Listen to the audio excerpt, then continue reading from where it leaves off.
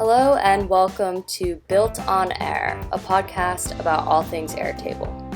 BuiltOnAir is sponsored by OpenSide, a premium provider of products and services supporting Airtable customers. I'm your host, Zoe Vanderplume, and in this episode we're talking with Gareth Pronovost, owner and founder of Gap Consulting. Gareth is a financial analyst turned Airtable consultant based just outside of Denver, Colorado. He helps businesses optimize their Airtable setup for maximum efficiency for their teams. In this video, Gareth walks us through the Airtable-powered CRM he created to manage his own business. For our full interview with Gareth, visit BuiltOnAir.com.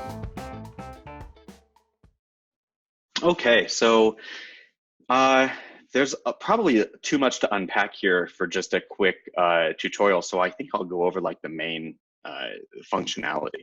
Awesome. I think the vast majority, quick tidbit before I get into the main functionality. My new favorite thing to add on almost all of my bases, and this of course is coming on the coattails of having just said never create a new table unless you have to. But I like to add a new table at the end that has Zapier integrations. Nice. When I produce for a client and I say, okay, here's your Airtable base, and we've got all these Zapier integrations set up, like how cool is it to also be able to say, oh, when things break in your Zapier integrations, because let's be real, Zapier can, it's a little temperamental sometimes. Yeah. So Sure. if they bring on a new person who needs to, kind of get up to speed really quickly, and I'm sure I could incorporate more on, this, but this is just a standalone table with the name of the automation and then the trigger automated steps. And then I like to do a URL so that if they want to just really quickly get into, the automation into that Zap, then they can just click right in. But anyway. That's nice. So, I like having documentation within the base itself. That way you don't have to handle another Google Doc or whatever, floating around somewhere. Yeah. Written down. You make such a good point. Like, it's funny because I'm constantly building, as I mentioned, Wednesdays are my day to focus on the business, and I'm constantly building new tools for my business with Airtable. And it's a continual process. But anyway, yeah. So the main functionality, I think, really lives in these first two tables, both contacts and interactions. Cool. And there's so many different ways that we could slice this, but in the master view, which is kind of what I just call my default grid view that has no filters, no grouping, nothing. All data obviously comes into my CRM, into the contacts table when they fill out a consultation request.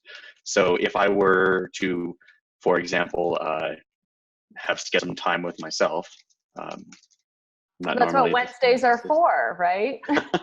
That's right. Whatever that information is, we'll, just kind of fill this out. And these are all questions that I use Calendly myself to book those engagements. And I love Calendly. I realize that we could probably, and I have built something similar in Able, but I really just like Calendly. It's not that expensive.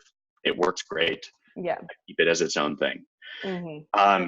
And so folks, will schedule with me, and, I'll get that email that they're scheduled. And once they've assigned a consultation date, all of this information is populated per the integration with Zapier. And, I ask them a lot of kind of like vetting questions. I want to get a feel for how this consultation is going to go.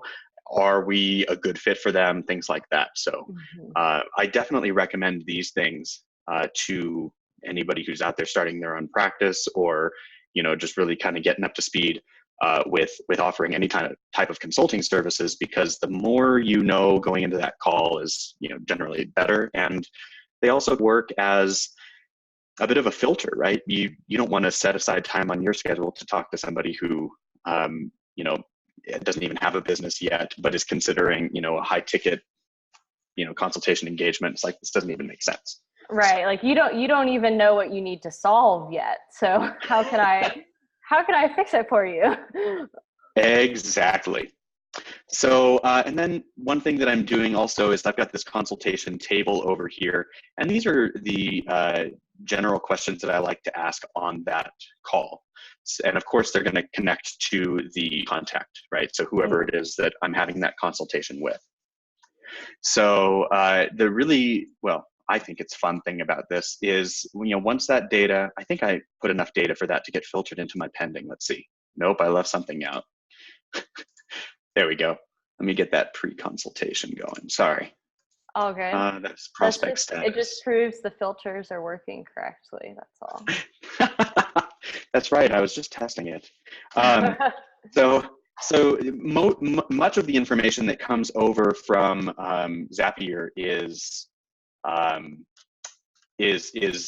dynamic, right? So their name is obviously coming in from Calendly, but then, and this is something I don't see a lot of people taking advantage of, you can also send static information through a Zapier automation. So in this case, I automatically set everyone's prospect status to pre-consultation, and their project status is set to creating invoice. And I'll show you why in a moment. It'll become clear as this kind of goes through. So then the procedure works like this. They will then appear in the pending consultations view. So when I start my morning, as I mentioned, Monday, Tuesday, Thursday, Friday, I'm handling consultations with my prospective clients. And so these are all organized by date and team member. Oh, you see team member in charge is blank here. That defaults to me as well, at least for now, hopefully not forever. And then I have a unique consultation ID that is, and this is a pre-filled form. As you can see here at the end of this URL, it's getting filled in with my contact info. So we'll sit down, I just open up my Zoom and begin that call, and then I click here and in my second monitor, so I'm talking to them in one, and in my second monitor, I'm kind of following along my consultation script, if you will, right? And so I, start off with like a bit of a, hey, how are you planning on using Airtable, blah, blah, blah. I can take notes directly in here, which of course is super cool. And you see, of course, the contact is already linked to the contact. Ask them about wish list, have you considered Zapier? Do you have any specific questions for me? At one point, I had an hourly versus project options. That is no more. So this obviously needs to get updated. Won't get to that until next Wednesday. And then I like to make sure that we're on the same time frame and all of that, that they're not going to expect something delivered in a time frame that we can't meet, et cetera. Before I had this built, this would probably take, after every call, another 5 to 10 minutes to kind of get everything wrapped up. And now I just really quickly and easily point to one of these and we go from there. If they don't show up, they are going to get an automation per Zapier in an email that says, hey, sorry, we didn't connect today. If you want to reschedule, you can reach me here. If they're a bad fit, nothing else to say. We had an hourly option at one point, as I was mentioning, so that's still legacy stuff that needs to get yanked. Sometimes somebody will be a good fit, but they want to put some documentation together before I send them a proposal. So that's what that info needed is for. And then other case is ready for proposal. So once I do that, then jumping back into this will direct me to the database if I hang on. And oops, I don't want to actually go into my real one. Sorry. All good. And so here we are back to here. Now there's a Zap that will change their status because of course we were dealing with their status in the consultation, right? And so depending on how we marked that status in the consultation, then that would update here. And I'm realizing as we're going through this that there's no data living here because the URL here, facilitation, is going back to my actual CRM. So we've had to update that URL. It's okay. We understand, right? Sorry, everybody. Sorry for the confusion. So yeah, there should be a record here that would then get triggered, trigger that Zapier integration, and then this would get updated to whichever. If they were awaiting proposal, it would go here. And then they would be showing in the pipeline view. No, excuse me. Let me check the filters on here. It just works automatically. I don't even know what it does anymore. Oh, I bet because we didn't fill out that consultation form, Yep, right? you nailed it. That's why. So we'll just go ahead and scrap that condition in the filter.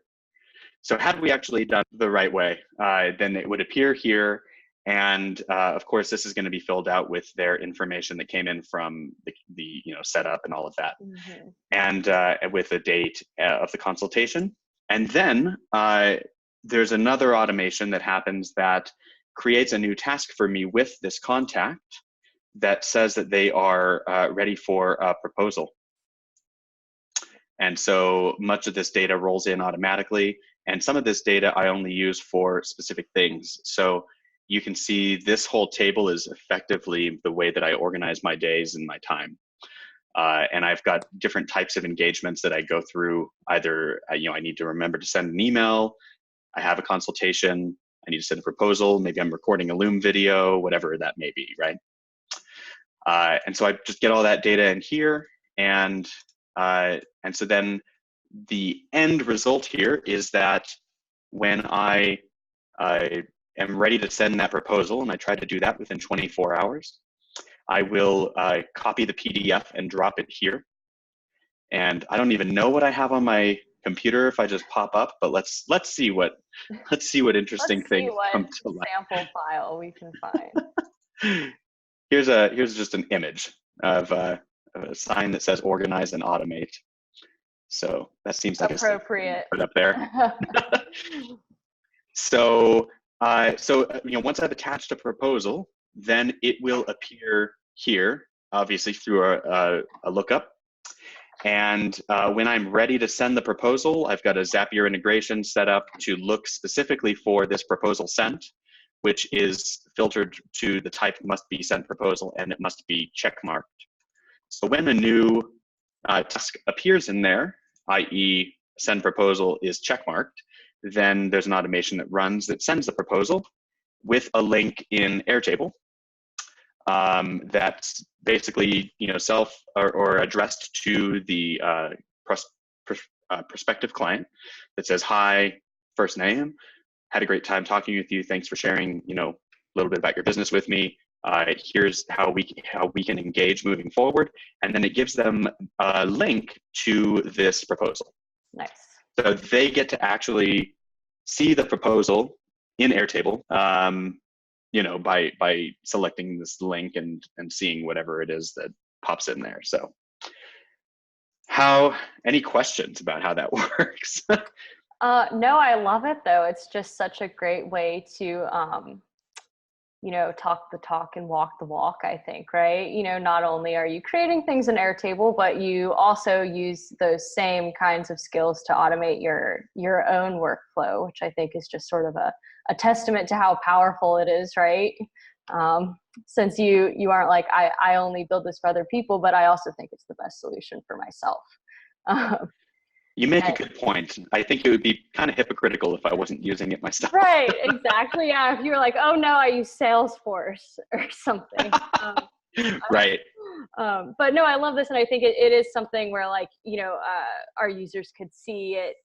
It's not even just something that would be specific to your particular kind of business. This could definitely be adapted to, a lot of different kind of business quoting and proposal project workflows. So thank you so much for the demo. Oh, my pleasure. Yeah. I mean, that's really just kind of scraping the top of it. But yeah, I mean, it was my pleasure kind of just showing that off. And yeah, if anybody has any questions, I hope that they feel free to get a hold of me and ask how these things can help them. Oh, absolutely. Would you let everyone know where they can find you? Oh, definitely. Yeah, my name is Gareth Pronovost, and so my company website is just garethpronovost.com. Awesome. And then if they want to check out your YouTube videos, where should they go to do that? Is there a link on your website? There once was, but we're currently going through a renovation. So that's a good question. Well, what I can do, if you send me the link to your YouTube channel, I'll include it in the show notes as well. So everyone can either go to garethpronovost.com or just check the show notes for your YouTube channel too, if they want to get more Gareth before they reach out to you. Well, thank you so much for this chat. I really enjoyed it. And best of luck with, growing your Airtable business and just, kind of expanding in this space. It's a really exciting spot to be in, I think. It really is. Thank you for your time, Zoe. It's been a pleasure.